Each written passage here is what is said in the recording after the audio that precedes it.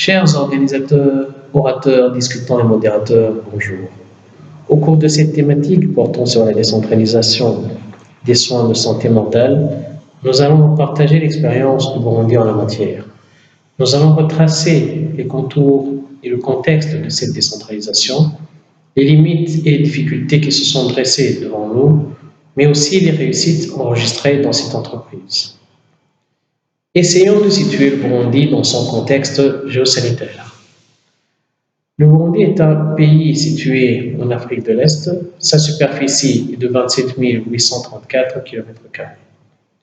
Il est entouré de 3 pays, la Tanzanie à l'est, le Rwanda au nord, la République démocratique du Congo à l'ouest et est bordé par le lac Tanganyika au sud-ouest.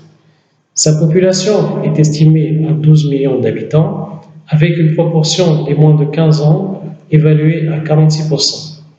Il est l'un des pays les plus pauvres au monde, avec un PIB par habitant de 267 $ américains par an.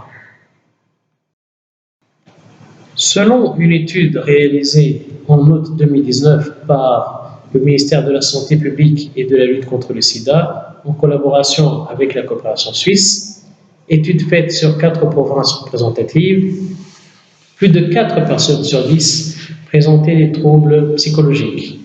Parmi eux, 8,9% souffraient des troubles anxieux, 4,4% souffraient de la psychose aiguë, 4,5% souffraient de la schizophrénie, tandis que 3,3% ont connu des événements de traumatisme.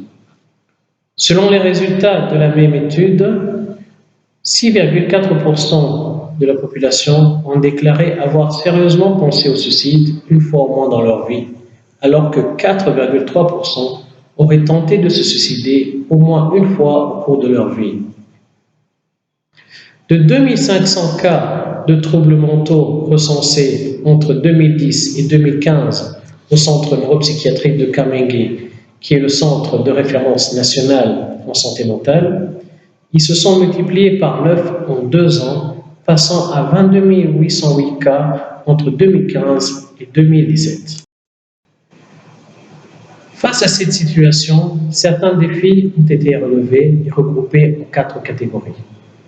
Premièrement, le manque d'infrastructures. Deuxièmement, le manque de personnel qualifié. Troisièmement, le coût et l'accessibilité aux soins qui ne sont pas toujours garantis. Quatrièmement, la biodisponibilité des médicaments d'usage en santé mentale qui n'est pas de rigueur.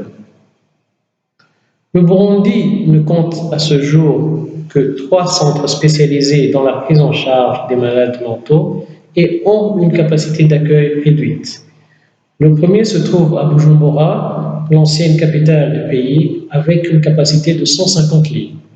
Les 2 autres se trouvent respectivement à Gitega et à Ngozi, et à eux 2 réunis, ils ont une capacité d'accueil hospitalière ne dépassant pas 50 lits. À ce manque d'infrastructures s'ajoute un manque de personnel spécialisé. Avec 4 médecins psychiatres et une seule filière de formation des infirmiers en psychiatrie à l'Institut national de santé publique, cela est insuffisant au vu des statistiques mises en lumière. Les soins de santé mentale représentent un coût qui n'est pas facilement accessible par la population dans le besoin.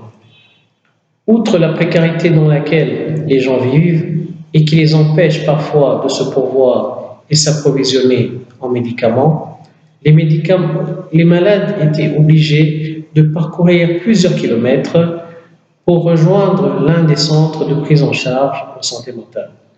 Cela représente également un coût non négligeable.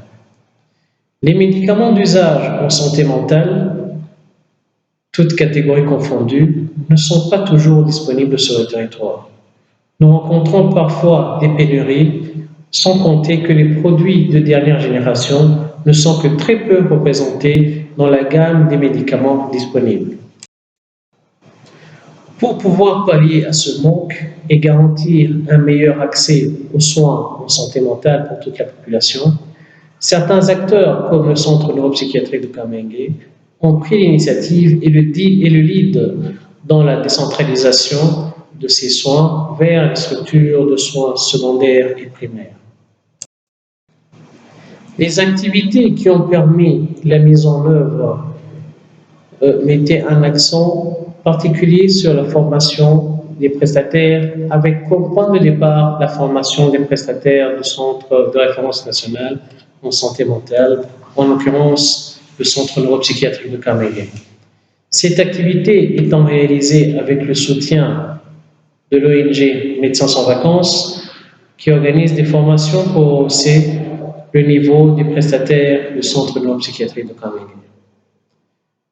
La formation des prestataires au niveau des structures secondaires et primaires se faisant en 3 étapes.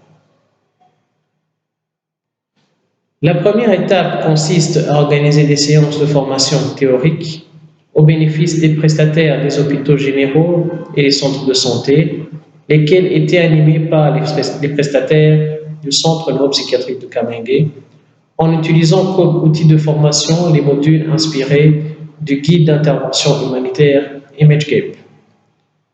Ces formations ont un double objectif: instruire et ou rafraîchir les connaissances en santé mentale pour qu'ils puissent identifier dans la communauté les cas de malades mentales et les prendre en charge à leur tour, mais aussi conscientiser ces prestataires sur la place et l'impact positif de ces soins dans la société.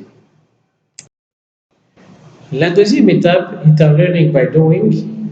Les prestataires de la structure de référence, en l'occurrence le Centre neuropsychiatrique de Carnegie, font des descentes sur terrain dans les hôpitaux généraux, les structures secondaires et les centres de santé afin d'effectuer des consultations en santé mentale et assistés par les prestataires locaux. Au cours de ces descentes, il est également effectué des travaux de sensibilisation auprès de la population locale en s'appuyant sur les agents de la santé communautaire pour nous assurer de la pérennité de la formation. La troisième étape est un coaching. Les consultations sont effectuées conjointement comme lors de la deuxième étape, à la différence que cette fois-ci, les prestataires de la structure de référence échangent leur place avec ceux des structures locales. C'est-à-dire que les consultations sont dirigées par le prestataire local, celui de la structure de référence jouant un rôle de guide pour améliorer la qualité de la prestation des soins en santé mentale. Dans cette démarche d'intégration de la santé mentale, nous nous sommes confrontés à divers problèmes, notamment l'inaccessibilité des médicaments psychotropes dans les structures primaires et secondaires, d'une part, du fait que ces médicaments ne sont pas toujours disponibles, et d'autre part, du fait que le niveau économique des patients, qui sont parfois indigents, ne leur permettent pas de se pourvoir régulièrement en médicaments, causant parfois des rechutes. Les prestataires des structures primaires et secondaires ne montrent malheureusement pas toujours un engouement par rapport à cette décentralisation. Le non-accompagnement d'un organe pouvant exercer une autorité sur ces structures primaires et secondaires afin d'assurer le suivi des acquis et la supervision. Pour ce qui est des résultats obtenus, à l'heure actuelle, nous pouvons nous féliciter du pas franchi. Avec notre démarche d'intégration des soins de santé mentale, nous avons enregistré la mise sur pied de différents services de prise en charge des malades mentaux. Cela a été effectif dans 4 hôpitaux généraux.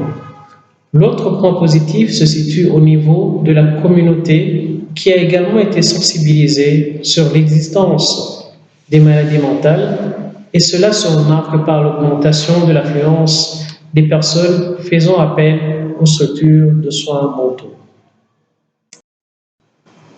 Nous pouvons formuler également quelques recommandations pour pouvoir améliorer la prise en charge des malades mentaux. Il faudrait intervenir à différents niveaux. Premièrement, mettre un accent sur la formation des prestataires, que ce soit les médecins et les infirmiers, en multipliant les formations en continu et organiser des stages de formation dans les centres de soins mentaux. Deuxièmement, pouvoir mettre en place une ligne efficace d'approvisionnement en psychotropes et si possible que ces produits bénéficient d'une réduction de prix pour que la majorité des patients puissent y accéder. Troisièmement, que les hôpitaux généraux et les centres de santé, via l'autorité de tutelle, soient davantage impliqués dans la prise en charge de ces patients au sein même de la communauté, en motivant les prestataires quant à la création des services de santé mentale et assurer une supervision de ces services.